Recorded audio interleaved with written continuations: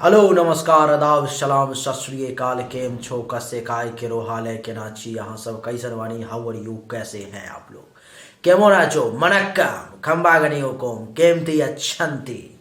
उम्मीद करता हूँ कि आप लोग बहुत अच्छे होंगे, स्वस्थ होंगे, दुरुस्त होंगे और आपका समय बहुत ही मज़े में बीत रहा होगा। मित्रों, आज के इस वीडियो में हम चर्चा करने वाले हैं एक विशेष व्यक्ति के बारे में जिनका डेट ऑफ बर्थ जो है हमारे सामने में है। 14 सितंबर 1954 का उनका जन्म है। 8 बजे सुबह का, होशंगाबाद मध्य प्रदेश। ये उनका बर्थ डिटेल है। जो भी विद्वान अगर कोई चेक करना चाहे, मिलाना चाहे तो वो मिला सकते हैं। कुंडली इनकी साइड में आपको दिखाई दे ही रही है कि कन्या लग्न की कुंडली है और मीन राशि है इनकी जन्म राशि। सबसे पहले जिनकी महानुभाव की कुंडली है उनसे मेरा आग्रह है कि वो कॉपी कलम लेकर के बैठ जाएं और मैं जैसा जैसा लिखाता जा रहा हूं वो लिखते चले जाएं। अभी 5 से 7 मिनट तक कुछ भी बिना सोचे हुए लिखते चले जाएं और फिर मैं जैसा बताऊंगा तब उनको समझ में आएगा।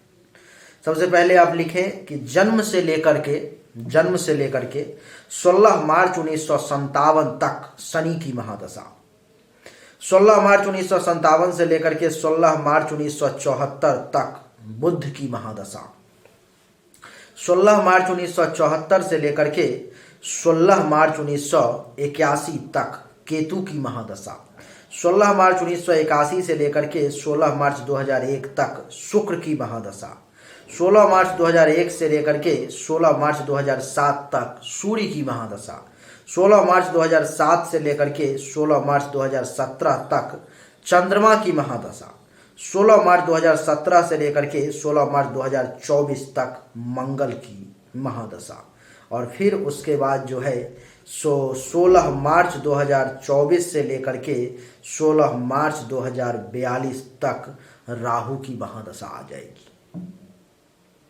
पेज पलट दो, दूसरे पेज में आप लिखने की कोशिश करो। अभी आपकी एज जो है 50, 20, 70, 71 -4 यानी कि 67 वर्ष का आपका उम्र हो चुका है अभी। ठीक है, आप पेज दूसरा पलटो और लिखना शुरू करो आप कि 16 मार्च 2017 से लेकर के 13 अगस्त 2017 तक मंगल के महादशा में मंगल की अंतर्दशा। उसके बाद लिखो 13 अगस्त 2017 से 1/9/2018 तक मंगल के महादशा में राहु की अंतर्दशा, 1/9/2018 से 7/8/2019 तक मंगल के महादशा में गुरु की अंतर्दशा, 1/9/2018 से लेकर के 7/8/2019 तक मंगल के महादशा में गुरु की अंतर्दशा। उसके बाद लिखिए 7/8/2019 से लेकर के 16/9/2020 तक मंगल के महादशा में शनि की अंतर्दशा, 16/9/2020 से लेकर के 13/9/2021 तक मंगल के महादशा में बुध की अंतर्दशा, 13/9/2021 से लेकर के 10 फरवरी 2022 तक मंगल के महादशा में केतु की अंतर्दशा, 10 फरवरी 2022 से लेकर के 10 अप्रैल 2023 तक मंगल के महादशा में शुक्र की अंतर्दशा, 10 अप्रैल 2023 से लेकर के 16/8/2023 तक मंगल के महादशा में सूर्य की अंतर्दशा, 16/8/2023 से लेकर के 16 मार्च 2024 तक मंगल के महादशा में चंद्र की अंतर्दशा। आगे लिखिए 16 मार्च 2024 से लेकर के 29/11/2026 तक राहु के महादशा में राहु की अंतर्दशा। उसके बाद लिखिए 29/11/2026 से लेकर के 23/4/2029 तक राहु के महादशा में गुरु की अंतर्दशा, 23/4/2029 से लेकर के 23/4/2029 से लेकर के एक सेकेंड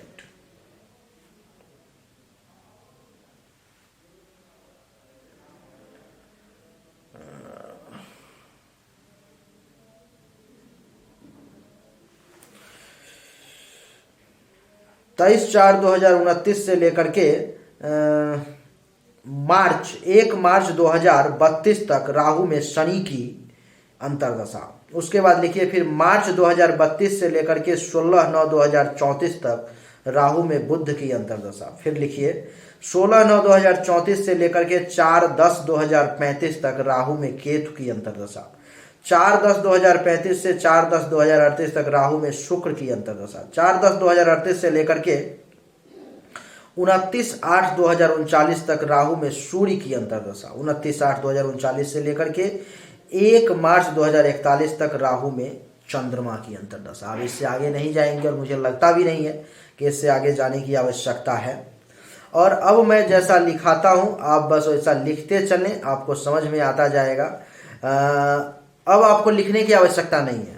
अब आपको लिखने की आवश्यकता नहीं है। आपके लिए लिखना इतना ही आवश्यक था, जिसमें अब मैं आपको बताऊंगा जो कौन सा ग्रह जिंदगी में आपको कैसा फल दे सकता है, कौन सा अच्छा देगा, कौन सा बुरा देगा। और इसके अलावा अभी के जो आपके प्रश्न हैं उस प्रश्न का भी समाधान करूंगा, उस समस्या का भी निदान करूंगा मैं। चलिए सूर्य से फलादेश स्टार्ट करते हैं। ये कन्या लग्न की कुंडली है और मीन राशि है। सूर्य इस कुंडली के 12 भाव में बैठे हुए हैं और कन्या लग्न के कुंडली में जैसा कि आप जानते ही हो कि सूर्य जो है सो एक मारक ग्रह होता है, यानी कि खराब रिजल्ट देने वाला ग्रह होता है और सूर्य उसी भाव में बैठा हुआ है। तो सूर्य की जब जब महादशा अंतरदशा आपके जिंदगी में आएगी, आपको ये बता दूं कि आपका खर्चा बहुत होगा, सैया सुख में कमी आ जाएगी, धनहानि का योग बन जाएगा, विदेश यात्रा का, घर से दूर जाने का योग बन जाएगा, अस्पताल का खर्चा कुछ एक्टिवेट हो जाएगा। और आपको मैं बता दूं कि आंख से संबंधित किसी प्रकार की कोई परेशानी भी आ सकती है। और सूर्य की सप्तम दृष्टि छठे भाव पर में, तो दुश्मन आपको ज़्यादा परेशान करेंगे, चिंता में रहोगे, बीमारी परेशान करेगी, कर्ज भी कुछ हो सकता है, केस मुकदमा का भी योग बन जाएगा, पेट से संबंधित भी किसी प्रकार की परेशानी आपको आ सकती है, कलंक भी आपके ऊपर में लगाया जा सकता है, शोक और दुख की भी आपको प्राप्ति होगी। जब जब सूर्य की महादशा अंतरदशा आएगी तब तब आपको ये फल मिलेगा। सूर्य के बाद चंद्रमा की चर्चा करेंगे। चंद्रमा इस कुंडली में लाभ का मालिक होकर के सप्तम भाव में बैठा हुआ है, तो बड़ी सुंदर पत्नी मिलने का आपका योग बन गया, पत्नी आपकी बड़ी सुंदर होंगी। और चंद्रमा का जब जब समय आएगा तो जीवन साथी का भी बहुत सपोर्ट मिलेगा, काम वासना की पूर्ति होगी, वैवाहिक जीवन बढ़िया रहेगा, दैनिक व्यवसाय भी आपका ठीक चलेगा और दुश्मन भी ज़्यादा कुछ आपका बिगाड़ नहीं पाएंगे। पार्टनरशिप में भी अगर किसी के साथ बिजनेस है तो वो भी मिला जुला के ठीक ही चलेगा। चंद्रमा की सप्तम दृष्टि आपके चेहरे पर में, तो चंद्रमा की जब जब समय आएंगे आपके जिंदगी में, शरीर का रंग रूप बड़ा सुंदर हो जाएगा, आकृति बड़ी मनमोहक हो जाएगी, ज्ञान की वृद्धि होगी, बल शरीर में महसूस होगा, मस्तिष्क बड़ा सुंदर काम करेगा, विवेक और बुद्धि का आपको सहारा मिलेगा, शील स्वभाव बढ़िया रहेगा, गर्व करेंगे आप अपने आप पर में, आपका स्वभाव बड़ा विनम्र और मीठा रहेगा, बढ़िया स्वभाव रहेगा। यानी कि चंद्रमा आपके कुंडली में एकादश भाव का मालिक है, तो चंद्रमा के समय में आय में भी वृद्धि होगी, लाभ भी मिलेगा, उपलब्धि की भी प्राप्ति होगी, मनोकामनाओं की भी पूर्ति होगी। और आपको मैं बता दूं कि चंद्रमा के समय में जो है सो बड़े भाई बहन से भी लाभ मिलेगा और पुत्र वधू दामाद का भी सुख आपको प्राप्त होगा। चंद्रमा के समय में केवल आपको एक मंत्र का सहारा लेना पड़ेगा, ओम चंद्रमसे नमः। ओम चंद्रमसे नमः मंत्र का अगर आप 10 माला दैनिक रूप से जाप करेंगे तो आपके लिए ये सब कुछ प्राप्त करना बहुत आसान हो जाएगा। मंगल की चर्चा करेंगे। मंगल इस कुंडली में एक मारक ग्रह है। मंगल का जब जब महादशा अंतरदशा आएगी तो आपको मैं बता दूं कि मंगल के समय में आपको जो है सुख में कमी का एहसास होगा, माता से परेशानी का एहसास हुआ होगा, मकान से संबंधित परेशानी, जमीन से संबंधित परेशानी, अचल संपत्ति से संबंधित परेशानी का योग बन जाएगा, गाड़ी से संबंधित परेशानी, गिरा हुआ धन वगैरह जो है गिरा हुआ धन तो अभी के समय में क्या कहोगे, लेकिन अनएक्सपेक्टेड लॉस आपका हो सकता है। छाती हृदय फेफड़े से संबंधित परेशानी भी हो सकती है। और 1 2 3 4 जीवन साथी के साथ टेंशन तनाव की स्थिति उत्पन्न हो जाएगी, काम वासना की अधिकता हो जाएगी, वैवाहिक जीवन में परेशानी उत्पन्न हो जाएगी, जो आपका दैनिक व्यवसाय है, रोजगार है, उसमें भी कमी आ जाएगा, दुश्मन आपको विशेष परेशान करने की कोशिश करेंगे, पार्टनरशिप में आपका बिजनेस जो है तो वो बहुत बढ़िया नहीं चल पाएगा। मंगल की सप्तम दृष्टि दसम भाव पर में, तो पिता के साथ संबंध को ये खराब करेगा। सरकार से इस समय में कुछ टेंशन तनाव उत्पन्न कर देगा, लाभ में कमी ला देगा, काम धंधा बहुत बढ़िया नहीं चलेगा, पद प्रभुता में कमी आने की संभावना रहेगी, प्रमोशन वगैरह मिलने में बड़ा परेशानी आ जाएगा, अधिकार की प्राप्ति होने में बहुत परेशानी हो जाएगी, प्रतिष्ठा जो मिलना चाहिए उसमें भी परेशानी का आपको सामना करना पड़ेगा। और आपको बता दूं कि राजयोग में भी ये बाधा बन जाएगा। मंगल के समय में एकादश भाव पर में दृष्टि, तो आय में कमी, लाभ में कमी, उपलब्धि की प्राप्ति में परेशानी, मनोकामनाओं की पूर्ति में परेशानी, बड़े भाई बहन सीनियर्स के सपोर्ट में परेशानी, पुत्र वधू दामाद के सुख लेने में भी परेशानी का सामना करना पड़ेगा। और मंगल जो है तीसरे भाव का और अष्टम भाव का मालिक है, तो अष्टम भाव के मालिक कारण हर काम में बाधा और एक्सीडेंट चोट वगैरह का योग, और तीसरे भाव के कारण छोटे भाई बहन से टेंशन तनाव, पराक्रम में कमी, धैर्य में कमी, माता के लिए खराब समय, गुप्त शत्रु द्वारा परेशान किया जाना, गले से संबंधित, नाक से संबंधित, कान से संबंधित परेशानी का आने का योग बना देगा आपके कुंडली में मंगल। तो इसीलिए आपके कुंडली में मंगल जो है सो बहुत ही मारक ग्रह है, ऊपर से अंगारक नामक दोष भी बनाया जाएगा, तो और ज़्यादा विपरीत स्थिति हो गई।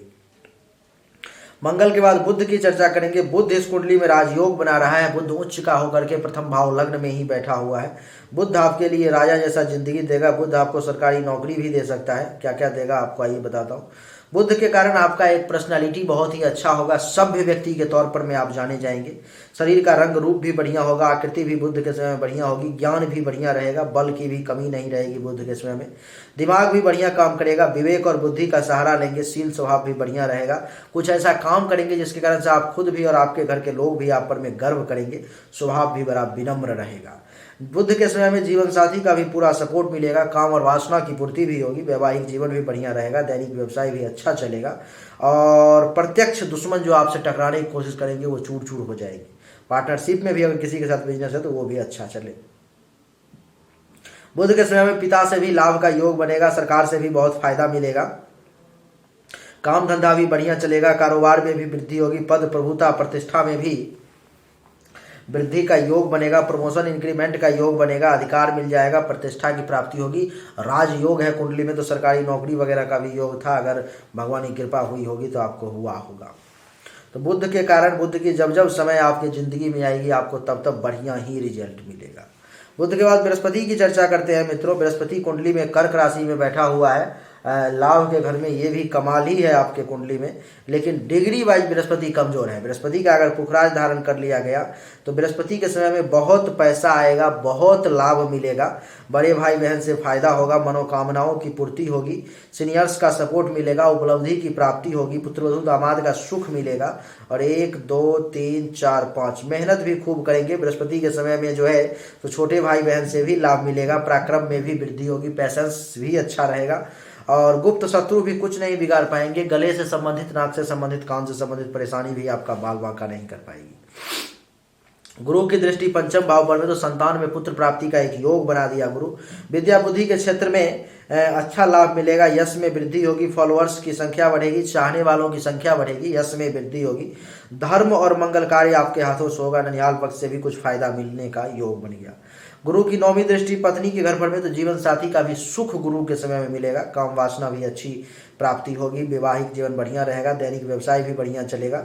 दुश्मन भी आपका कुछ नहीं बिगाड़ पाएंगे। पार्टनरशिप में भी बिजनेस गुरु के समय में बढ़िया चलेगा। गुरु के बाद शुक्र की अगर चर्चा करें मित्रों तो शुक्र इस कुंडली में जो है सो तुला राशि में आपके धन के घर में बैठे हुए हैं, जिसकी डिग्री है 13। अतुलित धन संपदा का शुक्र आपके कुंडली में योग बना रहे हैं। शुक्र का जब जब समय आएगा महादशा अंतरदशा जिंदगी में बहुत धन संपत्ति प्राप्त होगा। परिवार से लाभ मिलेगा। वाणी भी अच्छी रहेगी और झूठ ज़्यादा नहीं बोलेंगे। खाना भी बढ़िया मिलेगा। पड़ोसी से भी लाभ का योग बन जाएगा।